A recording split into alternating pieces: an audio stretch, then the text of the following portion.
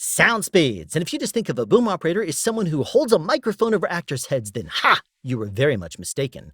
Go watch my 3BO boom operator training series and it will correct your very wrong way of thinking. However, holding a microphone is a small part of what a boom operator does, and I do stress that.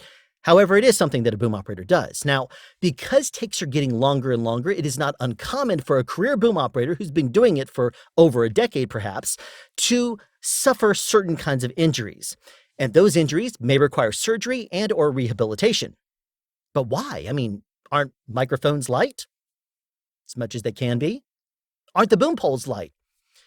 Well, more or less. So what's the deal then? Leverage and time. Imagine a seesaw, even weights distributed on a beam with a pivot point in the middle. No problem, right? Now imagine one side of that beam is now 6 times longer, and you are having to hold that over your head, pushing up to hold all the weight on your front hand while pulling down with your rear hand. Okay, now imagine you are trying to follow multiple actors carrying on a conversation that may be walking, running, sitting, doing whatever actions they are, while they might be looking up, down, to the left, right, whatever. And you are having to perhaps do all of this in a very small confined area with precision, holding the microphone right over the top of their heads. See where I'm going with this? I'm not even getting into the mental aspect of the job either, much less the 10 to 15 minute long takes. Boom operating is a very physical job, and not just one that anyone can do, much less do well. Now, it may seem rather easy just to hold a couple of pounds over your head for a couple minutes at a time, but really, is that all it is? Now, imagine a sound mixer wants to get their tracks, and they're wanting you to swing that boom all over the place, covering everyone that's on camera, and then they say, swing over there and get the off-camera dialogue. Boom operator has to do that. Now, imagine an actor is running while yelling, and you're having to run backwards because the camera has to look at their face on this run. You have the pole extended 15 feet, and you are running backwards at high speeds, trying to keep that microphone 1 foot over their head, if not closer. That's the reality of a boom operator. Starting to sound like it's not as easy of a job as you thought, right? Even if everything in your hands is only a couple of pounds, or better yet, only a few ounces. Everything is light after all, right? Well, even a few ounces can weigh a lot. And in this video, I'm going to investigate exactly how much that is. We have a lot of tests to conduct out here, so let's get going. And in case you're curious, I'm going to be using a luggage weighing tool that you would normally hang your bag from to make sure that it's light enough to travel on an airplane if you're doing any sort of traveling. Now, I'm going to be using this to weigh the weight on the boom poles, and it can handle up to 110 pounds, so it should be no problem for the amount of weight we're putting through it today. A couple of the advantages to using a luggage weighing tool like this one is that number one, it has a loop that you can easily put a boom pole through. Number two is it has what's called a tare feature, which allows you to hang it up, put it in place, and then hit the reset button, and it will zero it out with the amount of weight that's on there. So that said, let's get to our testing. For our first series of tests today, we're going to be using a DPA 4017B microphone inside of an Osix Cinela shock mount with a Rode NTG5's kind of softie on top of it, because all of those are very light combinations. And we're putting them on top of a ambient QSM boom pole. It's now 2 feet from the sandbag over to the pivot point here and 9 feet out to the end of the boom pole, and I am holding 6.4 pounds of weight downwards. It's now 3 feet from this balance point to the sandbag and another 9 feet out to the end of the microphone, and we're holding 5.6 pounds of weight. It's now 2 feet from the sandbag over to the pivot point here and another 14 feet to the end of the microphone, and we are now holding 10.6 pounds of weight. It's now 3 feet from the sandbag over to the pivot point here where I'm measuring and another 14 feet out to the end of the microphone, and it is 8.8 pounds of weight. So you see, only 6 ounces of weight, when extended away from your body only a few feet, can feel like it weighs a few pounds to your front hand. And if you want to feel twice as much weight, just go out 5 more feet, that's all it takes. And it's completely adjustable how much weight you feel based on how far away your hands are. 2 feet, 3 feet, anywhere in between, less than 2 feet, more than 3 feet, whatever it is, it all affects everything. And I'm not even getting into the downward force to counterbalance all the weight on your front hand.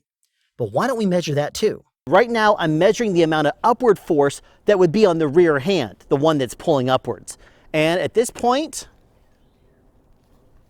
3.4 pounds. There's now 3 feet from this point to the center point, and then 9 feet from that point to the end of the microphone. And at this distance, it is 2.3 pounds. Now there's 2 feet from here to here, and then 14 feet from here to the end of the microphone. And at this distance, it's 7.5 pounds of pressure upwards. Now we still have the same 14 feet from the end of the microphone to this point, but now there's 3 feet from here to here. And now it is measuring 4.6 pounds of pressure upwards. So you see, it doesn't take much to get a few pounds of downward force on your front hand and a few pounds of upward force on your rear hand, even when using a light microphone, windscreen, and shock mount combination, right? And get this, we're not even getting a signal out of the microphone yet. That's right, it's not even cabled. It's been completely uncabled so far. No transmitter on the end, no anything. So why don't we standardize the hand width and standardize the length of the pole and go forward with more measurements? I had my daughter measure the distance between my hands when I was holding them in front of me. Now, when I go over my head, sometimes I spread out my arms just ever so slightly more. So I'm gonna call it roughly 2 feet for our test. So I have 2 feet from the point right here where I'm gonna be measuring from and over to the sandbag, but then I have 13 more feet over to the end of the microphone. So we're talking about a total of 15 feet of length with 2 feet between this leg and about 13 feet from there to there. So now we have no signal flow coming out of that very light combination of microphone, shock mount, and wind protection over there. And if we measure this bare bones, the way it is, without a cable or transmitter or anything, we are looking at 10.8 pounds of weight. So that's kind of our baseline for everything that going forward. Now the only thing I've done is I've added an XLR cable around the outside. It's just a Camry cable with a Neutrik end and plugged into the end of the microphone and extended around the outside, corkscrewing around 4 times, is 12.3 pounds. That much weight has been added just from a light cable. I gotta double check that, that's crazy. I'm redoing this test because that doesn't seem like a very accurate result. So let's measure one more time and see what kind of result we get, because I can't really imagine a little lightweight XLR cable adding that much weight to the front hand. It just doesn't seem accurate. But it is. It's, again, 10.6 pounds of weight. I don't understand. I've now added a cube-style transmitter to the end of the microphone, and I have gotten rid of the cable. Now we're gonna measure it and see how much that cube weights down the end of that microphone, because the weight is on the wrong side, obviously. You don't want to have it on the front end, you want to have it on the rear end to counterbalance it if you can. But let's see how much weight there is on my front hand at this time. It is 13.5 pounds. 3 pounds of weight added from adding a lightweight transmitter to the end of your microphone. That's crazy. Now let's pretend that it's windier out here and I've had to upgrade to a Rycote modular Zeppelin on the end. So no longer are we using the lightweight softie and a Cinela, but this microphone is the exact same. Using the exact same pole, exact same configuration, but no cable or way of getting signal flow out of it, 13.5 pounds of weight. Now I've traded a short shotgun microphone for a long shotgun microphone and using the same series of Rycote Windjammer that I was using before. And now we're gonna measure and see how much weight it's holding now, and I'll tell you, this thing is getting heavy. But it is 17.1 pounds of weight. Now I've added the high wind cover, the HWC, and the dead cat onto the end of the microphone. And we're gonna weigh this thing now. Oh geez, this thing is heavy now.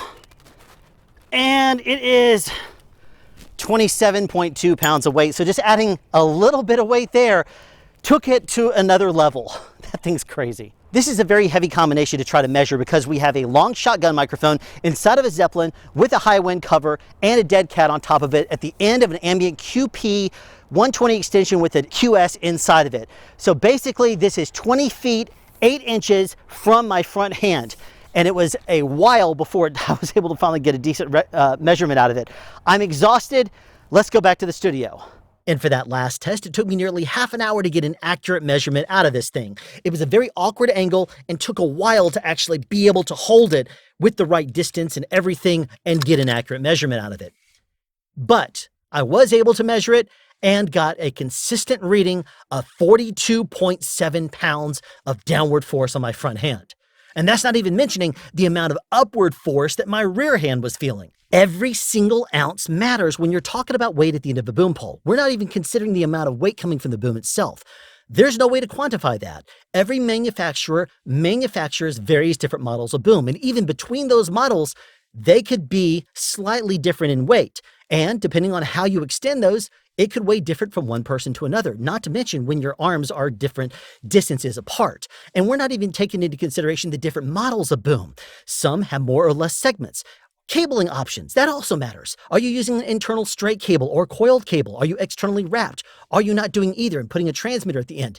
Everything matters. Only 13 feet of Canary Star quad cable with a Neutrik connector in the end was enough to make it feel like it weighs an extra 1.5 pounds on my front hand. Get rid of the cable and add a plug-on transmitter instead, and it felt like it weighed almost twice that at just under 3 pounds.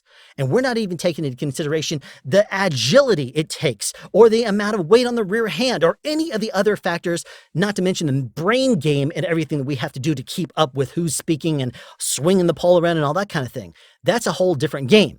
But quantifying just those numbers, you can see it adds up and everything matters. To my fellow boom operators out there, I'm hoping that this video gives you an incentive to not want to boom everything from one side and to actually trade sides while you're booming. And to everyone else, especially sound mixers, I hope that this video gives you an extra insight as to what all us boom operators have to do physically to help get our tracks. That's right, they're our tracks.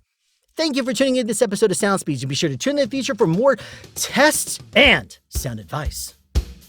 Have a question you'd like answered or want to add something? Be sure to write it in the comment section down below. You can also make a suggestion for future topics of discussion. Again, comment section down below, or you can email me at soundspeeds@yahoo.com. Be sure to subscribe and turn on notifications so you won't miss out on future sound advice.